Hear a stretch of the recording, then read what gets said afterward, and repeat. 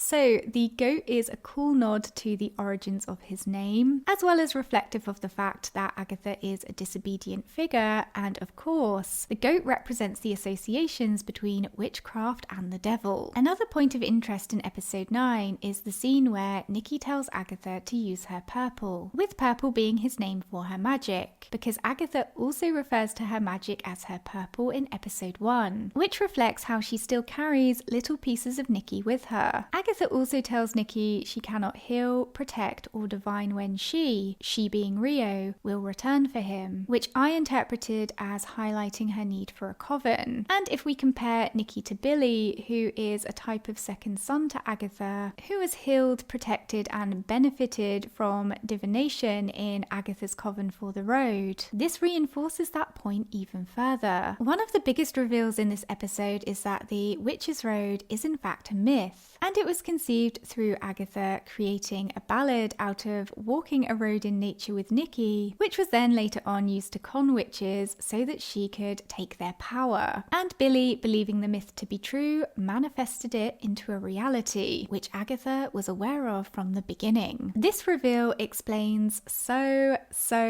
many previous moments in the series. For example, the dead witches in the credits, Agatha telling Billy the road suits him, Agatha telling the coven that just her and one other witch survived on the road, and arguing that the lyrics of the ballad are coven too. The list is endless. Agatha reappears in Billy's life as a ghost, which Billy does not appreciate. I have to say, I did get whiplash from his mood swings and consistently changing attitude towards Agatha in episodes 8 and 9. Interestingly, when Billy tries to banish Agatha and tells her it's time to go towards the light or into Rio's toxic embrace, this line is actually related to Jack's perception of Agatha and Rio's current relationship and the concept for their kiss. She says that this is the final moment of a battle, and instead of it being blasting, the way you would normally see in the MCU, it's a kiss, but the kiss is toxic because of where they are in their love affair. Ghost Agatha also tells Billy she didn't sacrifice herself for him, but took a calculated risk, which has various interpretations, but one of the most plausible explanations for this line is that because of the deal Agatha made with Rio in episode 8, she knew that her death would lead to her being a ghost, since Rio wouldn't be there to ferry her across to the other side. Agatha also tells Billy that he wasn't the one who helped her out of Wanda's spell, although he may have loosened it up a bit, implying that it was Rio who helped her out of it. And this is reinforced by what Kathryn Hahn has said about Rio breaking Agatha out of that spell in an interview. She said, "It's a testament of how strong that bond is that it could reach through a spell and find each other there, and she was really responsible and teen for getting me out of the spell." Episode 9 also creates further parallels and connections between Billy and Nikki. For example, Agatha tells Billy that he reminds her of Nikki, and she also touches her chest when looking at him, which is the same gesture she makes around Nikki and when Nikki is mentioned. Both Billy and Nikki are boys who are living or lived on borrowed time, and of course, there's the whole creation of the Witch's Road with Nikki starting off the ballad for it and Billy bringing it into existence. And of course there's the parallel of Agatha walking a road with the two of them respectively. So in this episode and throughout the previous episodes, the writers have quite heavily been pushing a connection between Nikki and Billy and setting up a parallel between Agatha as a mother to Nicholas and as a mentor to Billy. Agatha's costumes in this episode also contain lots of little details and connections. Daniel Ceylon has shared that Agatha's 1750 look was purposefully muted to keep her unassuming and non-threatening, which aided in her conning other witches, and Agatha's pocket bag was embroidered by hand, with lots of small details such as Agatha's initials, the triple moon to symbolise the triple goddess, and acorns for good luck, power, and as an amulet to keep a youthful appearance. Agatha is seen wearing floral neckerchiefs, which is a visual clue that she is keeping Rio close to her. And it's very subtle, but when she's in labour, the dress that she's wearing also has flowers stitched into it, which I thought was a beautiful touch that kept Rio there in that moment. In the Agatha Through the Time scenes, one of the periods is the 90s, and Agatha's costume is a nod to the film The Craft, which Jack has shared inspired the seeds of this series. And when Ghost Agatha manages to obtain her brooch again, it becomes visually similar to the brooch that Agatha wears in the comics. Another interesting costume moment in this episode is when Jen escapes from the road. We can see the chains on her necklace are broken, and this of course symbolises her freedom and the fact that she's no longer bound. And finally, the episode ends with Agatha and Billy setting off to go and find Tommy. And this ending is supposedly a setup for Vision Quest, which picks up where Agatha all along leaves off, and is going to be a launch pad for the Young Avengers formation and the Children's Crusade storyline in order to bring Wanda back before Secret Wars. And that all sounds very cool and exciting, but what really needs to happen is for Jack to go back into the writer's room and start working on the Agatha and Rio Salem Cottagecore backstory special episode that should have been a part of this series. I'm just putting it out there into the Jackverse. Okay guys, I hope you enjoyed the video. Let me know your own thoughts and theories on episode 9 of Agatha All Along down in the comments section below. And now that we've made it to the end, some of you are free to go, but some of you are staying with me.